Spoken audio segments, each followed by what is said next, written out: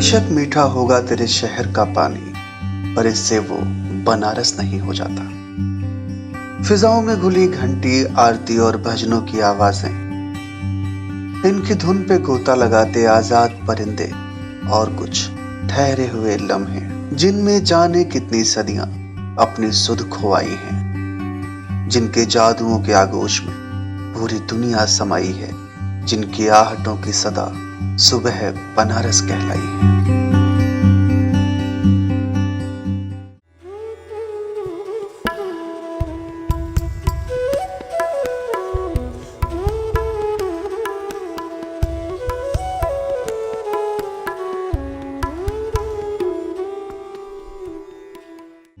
UP diary के आज के पन्ने पर जिस शहर का नाम दर्ज है वो शहर है बनारस।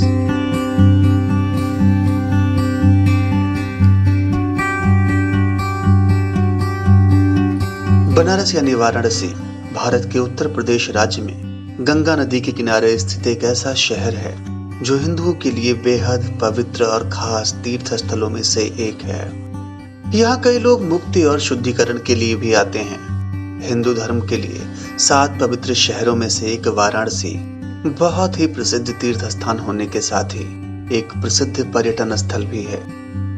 यहाँ आने वाला कोई भी इंसान इस जगह पर आकर बहुत ही हल्का महसूस करता है और यहाँ के तीर्थ स्थलों की सैर करने के बाद खुद को धन्य महसूस करता है। वाराणसी अपने कई विशाल मंदिरों के अलावा घाटों और अन्य कई लोकप्रिय स्थानों में हर साल यहाँ आने वाले लाखों पर्यटकों को बेहद आकर्षित करता है। यह धार्मिक स्थल केवल भारतीय यात्रियों के लिए नहीं बल्कि विदेशी सैलानियों के द्वारा भी काफी पसंद किया जाता है।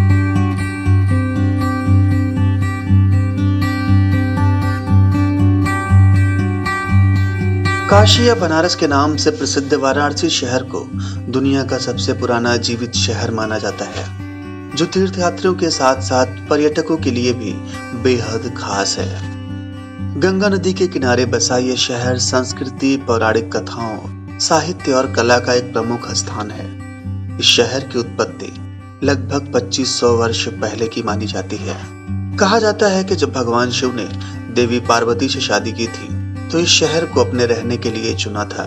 इसके बाद आर्यों ने शहर में आकर निवास किया और यहाँ पर रेशम, मलमल, हाथी दांत और इत्र आदि चीजों का व्यापार शुरू किया।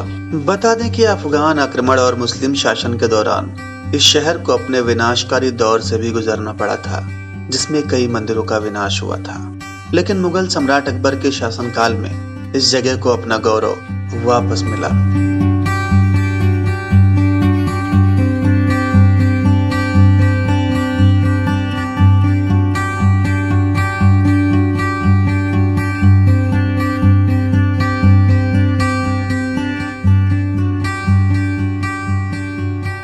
वाराणसी रेलवे स्टेशन से 7 किलोमीटर की दूरी पर स्थित अस्सी घाट एक ऐसी पवित्र जगह है जहां आने वाले तीर्थयात्री एक पीपल के पेड़ के नीचे स्थित एक विशाल शिवलिंग की पूजा करके भगवान शिव को श्रद्धांजलि अर्पित करते हैं।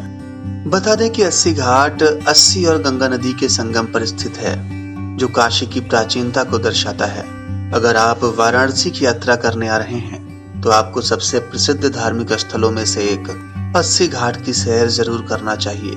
इस घाट की आरती का नजारा आकर्षक होता है और यह नजारा इस शहर को देश की सबसे खूबसूरत जगह बनाता है।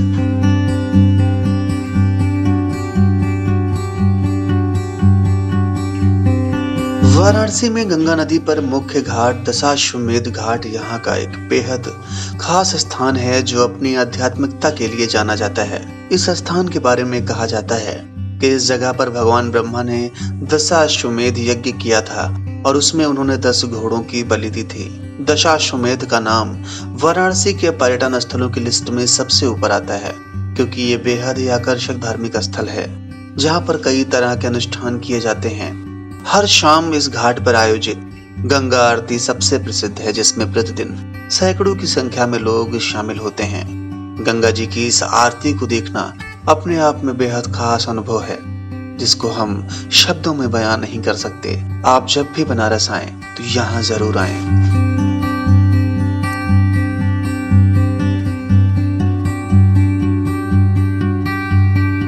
तुलसी मानसा मंदिर वाराणसी के प्रमुख दर्शनीय स्थलों में से एक है। इस मंदिर का निर्माण 1964 में किया गया था, जो भगवान राम को समर्पित है।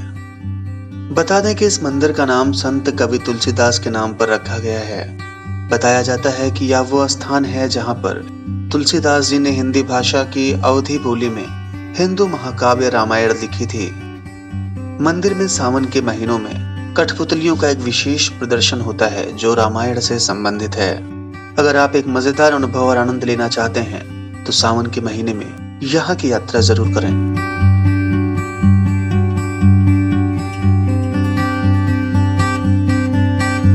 काशी विश्वनाथ मंदिर। अगर आप वाराणसी की यात्रा करने जा रहे हैं तो काशी विश्वनाथ मंदिर के दर्शन करे बिना आपकी यात्रा अधूरी रह जाएगी। काशी विश्वनाथ मंदिर वाराणसी के प्रमुख दर्शनीय स्थलों में से एक है जो भगवान शिव को समर्पित है। इस मंदिर में मौजूद शिव के ज्योतिर्लिंग को देश के सभी 12 ज्योतिर्लिंगों में से एक माना जाता है। वाराणसी के सबसे खास मंदिरों में से एक होने की वजह से इस मंदिर में रोजाना लगभग 3000 भक्त आते हैं, लेकिन विशेष मौकों पर यह बढ़कर 1 लाख तक पहुंच जाते हैं। काशी विश्वनाथ मंदिर इस वजह से भी बेहद प्रसिद्ध है क्योंकि यह हिंदुओं के कई पवित्र ग्रंथों में उल्लेख करता है।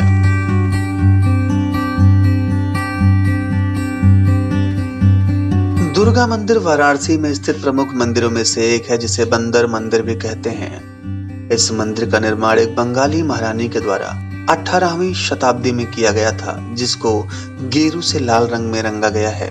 इस मंदिर के बारे में कहा जाता है कि इस मंदिर में स्थित देवी दुर्गा की मूर्ति का निर्माण नहीं किया गया था, बल्कि यह अपने आप प्रकट हुई थी।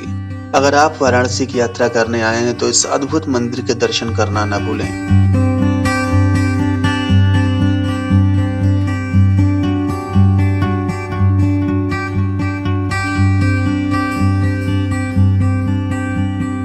वाराणसी में स्थित मणिकर्णिका घाट को अंतिम संस्कार के लिए एक शुभ स्थान माना जाता है।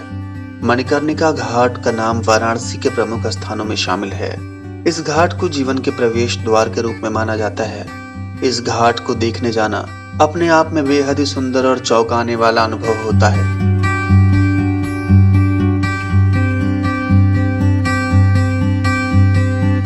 रामनगर किला और संग्रहालय तुलसी घाट के सामने स्थित एक ढहता हुआ खंडहर है।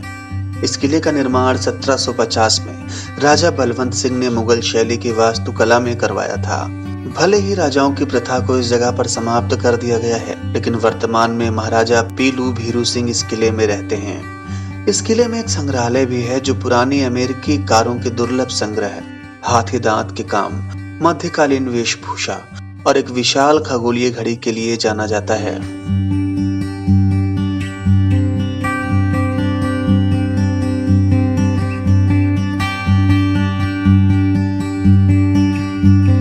चुनार का किला उत्तर प्रदेश के मिर्जापुर जिले में स्थित है, जो वाराणसी शहर से लगभग 23 किलोमीटर की दूरी पर दक्षिण पश्चिम में स्थित है। चुनार किले का सबसे पहला इतिहास 16वीं शताब्दी का है, जिसका पता मुगल बादशाह बाबर की चौकी से चलता है। उनके कुछ सैनिकों की कब्रें आज भी इस जगह पर मौजूद हैं। बताया जाता है कि यह किला दिव्य रूप से धन्य है। अगर आप वाराणसी की यात्रा कर रहे हैं तो बहुत ही कम समय में इस किले को देखने के लिए जा सकते हैं।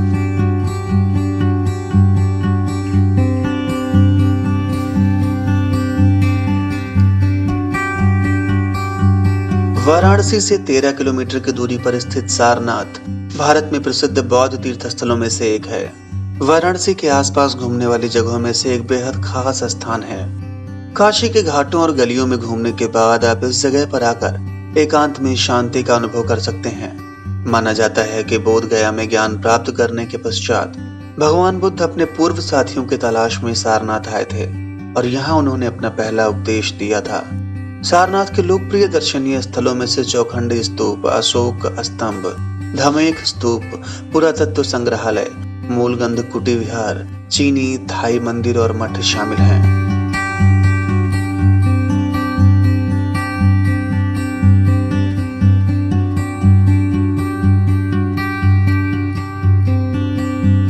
सत्रहवीं शताब्दी में निर्मित आलमगीर मस्जिद वाराणसी में प्रसिद्ध धार्मिक स्थलों में से एक माना जाता है।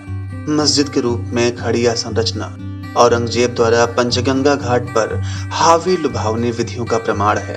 बता दें कि गैर मुसलमानों को मस्जिद में प्रवेश करने की अनुमति नहीं है।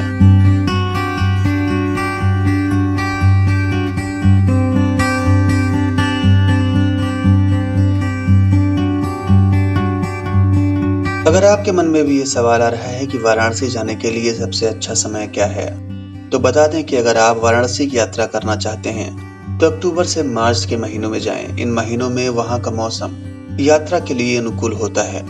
नवंबर में हर साल वाराणसी में एक 5 दिवसीय उत्सव गंगा महोत्सव मनाया जाता है। यह उत्सव आने वाले पर्यटकों को बेहद आकर्षित करता है।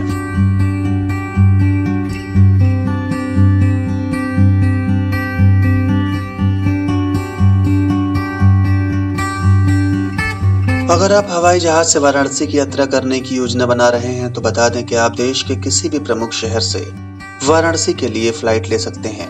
वाराणसी शहर में खुद का हवाई अड्डा लाल बहादुर शास्त्री अंतर्राष्ट्रीय हवाई अड्डा है, जो भारत के अन्य शहरों से अच्छी तरह जुड़ा हुआ है। साथ ही Varanasi junction railway station Bharat के कई प्रमुख शहरों से रेल के माध्यम से अच्छी तरह जुड़ा हुआ है।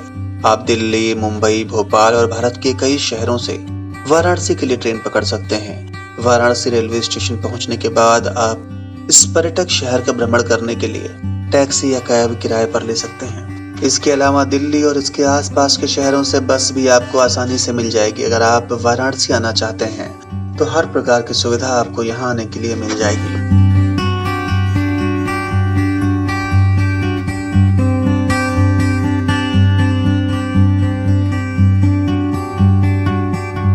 मान्यताओं और परंपराओं से परे एक ऐसा शहर जो इतिहास से भी प्राचीन है।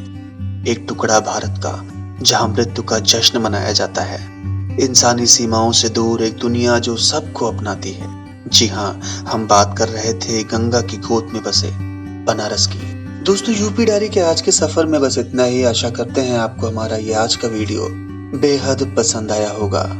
यूपी डायरी से जुड़े रहने के लिए और साथ ही हमारी आगामी यात्राओं में हमारे साथ चलने के लिए चैनल को सब्सक्राइब कर दें और बेल आइकॉन को दबा दें, ताकि हम जब भी अपने अगले किसी रोमांचक सफर पर हों आप भी हमारे साथ हों। जल्द ही मिलते हैं अपने अगले वीडियो में किसी नए सफर पर। तब तक के लिए नमस्कार।